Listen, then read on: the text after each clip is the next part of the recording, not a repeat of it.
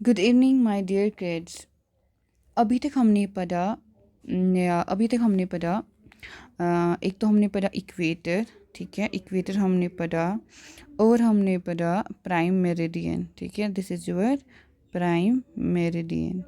ये हमने अभी तक पढ़े।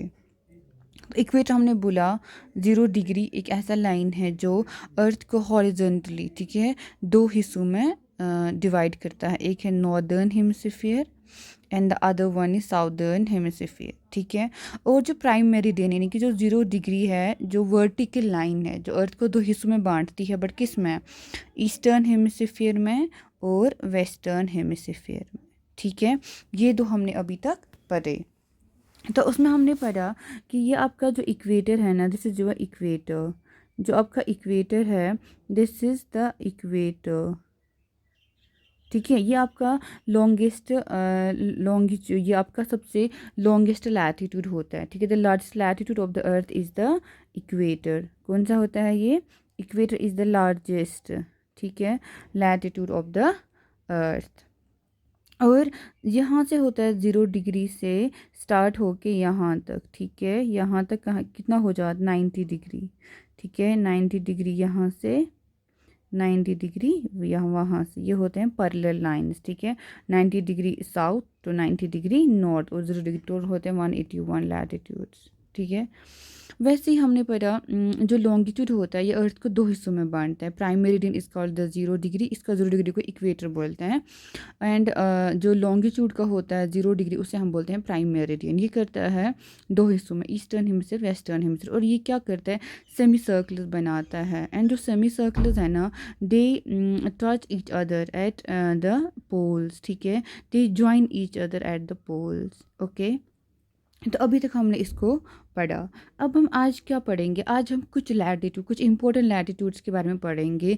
एंड जो अर्थ में जो डे एंड लाइट, जो ये सर्कल बनता है ना, डे एंड लाइट, वो कैसे बनता है वो हम अभी पढ़ेंगे। ये है आपका जो ये सन है। ठीक है, दिस इज वो सन, ये आप ये सन है, दिस इज द सन। ठीक है, ये सन है। ठीक है, जो सन है ना, इसके जो अराउंड है क्या प्लैनेट्स घूमते हैं। ठीक है, जो हमने पहली चैप्टर में पढ़ा, सारे प्लैनेट्स सन के अराउंड घूमते हैं। जो अर्थ है ना, इट्स द थर्ड प्लैनेट। अर्थ जो है ये कौन सा प्लैनेट है? Third planet. सो ये भी सन के अराउंड घूमती है। ठीक है, अर्थ भी सन के अराउंड घूमती है।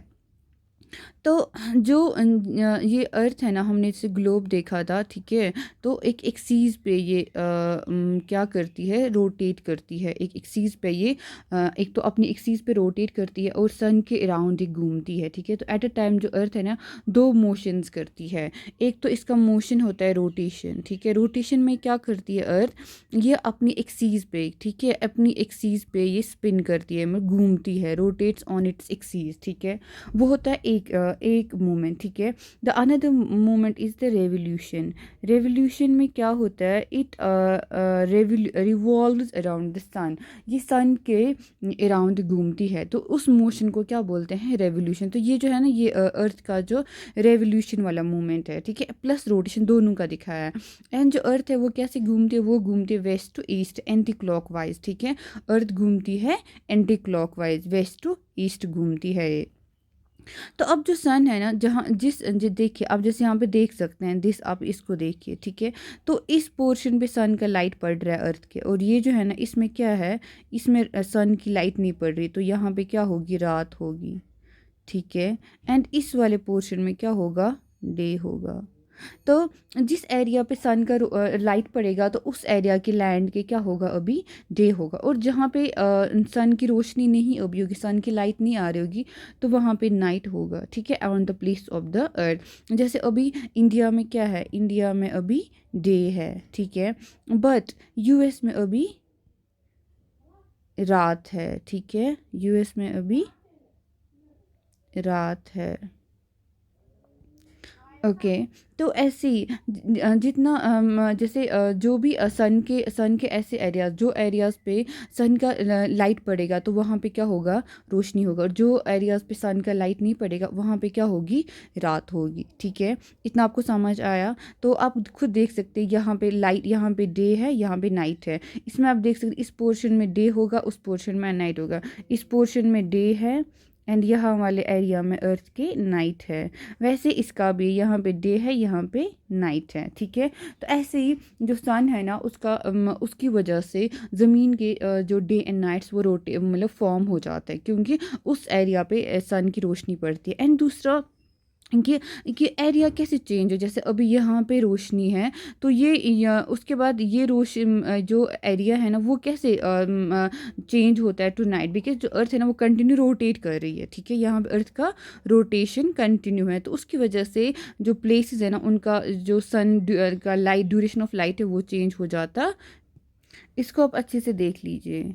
ठीक है, देखिए जो दिस इज़ द सन। ठीक है, and earth is rotating around the sun. अब आप खुद देख सकते हैं कि जो अर्थ के एरियाज़ हैं ना जो टुवर्ड्स द सन आ रहे हैं, मतलब जो जो सन की तरफ अभी मुँह करके, आप ऐसा समझ लीजिए, जो पोर्शंस टुवर्ड्स द सन आ रहे हैं, ठीक है, वो कहाँ, वहाँ पे क्या होगा, अभी दिन होगा। एंड जो उसके अदर साइड पे आ रहे हैं जहाँ पे सन की रोशनी नहीं पहुँच रही है, तो वहाँ पे क्या होगी, रात होगी। यानी कि अर्थ की वो एरियाज़ जहाँ पे सन की रोशनी पहुँचेगी इन द वहाँ पे डेज होंगे, और जहाँ पे जो उसके अपोजिट साइड में होगा, अर्थ का जो अपोजिट साइड होगा वहाँ पे क्या होगी, रात होगी। Is that clear? तो ऐसे अर्थ में डेज एंड नाइट्स फॉर्म हो जाते हैं। जहाँ पे सन की रोशनी पड़ी तो वहाँ पे डे, और जहाँ पे उसका नहीं लाइट आता है तो वहाँ पे रात हो जाती है। Is that clear? तो कैसे होता है जो हर दिन each day the sun seems to move across the sky, जैसे हमें लगता है कि सन ही जैसे घूम रहा हो आसमान पे। हम कहते हैं सूरज उगा, सूरज डूब गया, सूरज सनराइज सनसेट। जब एक्चुअली में क्या होता है ना, अर्थ मूव करती है ना कि सन मूव करता है। Earth is rotating around the sun, sun is stationary. ठीक है, अर्थ रोटेट करती है, एंड जो रोटेशन है ना इसका क्या होता है, स्पिन लाइक अ टॉप। जो हम टॉप से क्या खेलते हैं ना, आपको पता है ना टॉप होता है जो हम बचपन में, लाइक योर किड्स, तो आप लोग खेलते होंगे टॉप पे। तो जो टॉप है ना, जब उसको हम घुमाते हैं ना तो वो कैसे रोटेशन करता है। जो अर्थ की रोटेशन है वो क्या है, एंटी क्लॉकवाइज है। ठीक है, अर्थ का जो रोटेशन है वो एंटी क्लॉकवाइज है। तो this is how the days and night occur on the earth. तो ये हो गया डेज एंड नाइट्स। ठीक है, लेकिन अभी तक अभी जैसे हम लोग अभी पढ़ रहे थे लैटिट्यूड्स के बारे में। ठीक है, जैसे parallels of latitudes, these are your latitudes. ठीक है, फॉर एग्जांपल ये आप इक्वेटर मानिए। ठीक है, तो वैसे हम अर्थ के कुछ ऐसे लैटिट्यूड्स पढ़ेंगे जहाँ पे जो सन का लाइट डायरेक्टली पड़ता है, उसकी वजह से क्या इम्पैक्ट होता है on that portion of the अर्थ। ठीक है, ये हमें पढ़ना है। तो इंपॉर्टेंट लैटिट्यूड्स ऑफ द अर्थ, तो पहला कौन सा है, इक्वेटर है जो 0 डिग्री कहलाता है। ठीक है, उसके बाद आता है आपका 23.5 degree north, 23.5 degree north, and इसी का कॉरस्पॉन्डिंग 23.5 डिग्री साउथ। ठीक है, 23.5 डिग्री नॉर्थ एंड इसी का कॉरस्पॉन्डिंग 23.5 डिग्री साउथ। दोनों इंपॉर्टेंट लैटिट्यूड्स माने जाते हैं। तो क्यों है, बिकॉज इस वाले लैटिट्यूड को जो 23.5 डिग्री नॉर्थ, ठीक है, या 23.5 डिग्री नॉर्थ जो होता है वो होता है, इससे हम कहते हैं ट्रॉपिक ऑफ कैंसर। इसको अच्छे से याद कर लीजिएगा, ये है Tropic of Cancer. And 23.5 degree south उसे हम कहते हैं ट्रॉपिक ऑफ कैप्रिकॉर्न। क्या बोलते हैं, Tropic of Capricorn. Okay, so 23.5 degree north जो लैटिट्यूड ऑफ द अर्थ है उसे हम कहते हैं Tropic of Cancer, and 23.5 degree south उसे हम कहते हैं ट्रॉपिक ऑफ कैप्रिकॉर्न, या you can say 23.5 degree north भी। ठीक है, तो ऐसे ये है इंपॉर्टेंट लैटिट्यूड। एक तो है 0 डिग्री जो इक्वेटर है, दूसरा है नॉर्थ का 23.5 डिग्री एंड साउथ का 23.5 degree. Okay, then comes the 66 degree. क्या आ जाता है, फिर आता है 66 डिग्री नॉर्थ। ठीक है, फिर आता है 66 degree south, 66.5 degree north and 66.5 degree south. ठीक है, फिर ये आता है, तो इस वाले को हम बोलते हैं, जो नॉर्थ है ना उसको हम कहते हैं आर्टिक सर्कल। क्या बोलते हैं, आर्टिक सर्कल। एंड जो साउथ साइड है ना उसे हम कहते हैं एंटार्क्टिक सर्कल। ओके, उसे क्या बोलते हैं हम लोग, Antarctic circle. Is that okay? तो 66.5 degree north Arctic circle and 66.5 degree south, उसे हम कहते हैं एंटार्क्टिक सर्कल। ओके, उसे हम कहते हैं क्या है, एंटार्क्टिक सर्कल। देन ये आपको पता ही है, इसको हम बोलते हैं 90 डिग्री नॉर्थ, ठीक है, उसे हम क्या बोलते हैं, उसे हम बोलते हैं नॉर्थ पोल। 90 डिग्री नॉर्थ को हम बोलते हैं North pole and 90 degree south को हम बोलते हैं साउथ पोल, ठीक है। Is that okay? ठीक है, तो ये आपके इम्पोर्टेंट लैटिट्यूड्स है, क्या है, इम्पोर्टेंट लैटिट्यूड्स, ठीक है, इम्पोर्टेंट लैटिट्यूड्स ऑफ द अर्थ, ठीक है। तो इनको पढ़ने का एक स्पेशल क्या उसको बोलते हैं ना, एक ख़ास मकसद है, ठीक है। पहले आप इनको अच्छे से देख लीजिए, ध्यान से इनको लर्न कीजिए।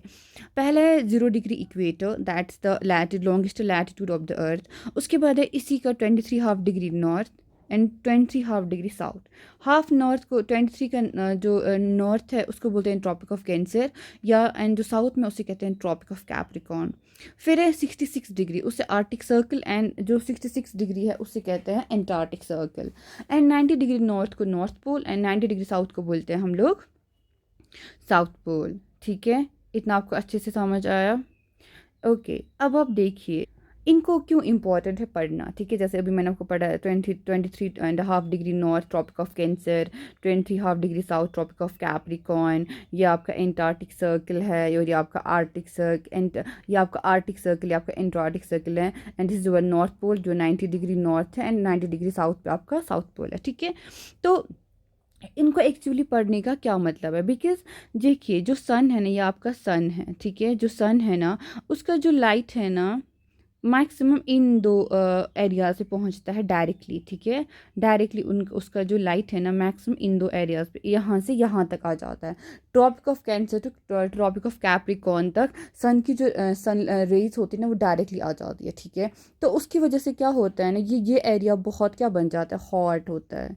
ये एरिया बहुत हॉट होता है, हॉट एंड वार्म, ठीक है, बहुत ज़्यादा होता है। इसको हम बोलते हैं टॉरिड जोन। क्या बोलते हैं, टॉरिड जोन, बिकॉज यहाँ पे जो सन की रेज है ना वो डायरेक्टली ऑन द इक्वेटर है, ठीक है, ऑन द इक्वेटर। इक्वेटर में इसमें भी आता है, और इसमें आता है Tropic of Cancer to Tropic of Capricorn. ये जो सारा एरिया है ना ये क्या बन जाता है आपका टॉरिड जोन, ठीक है।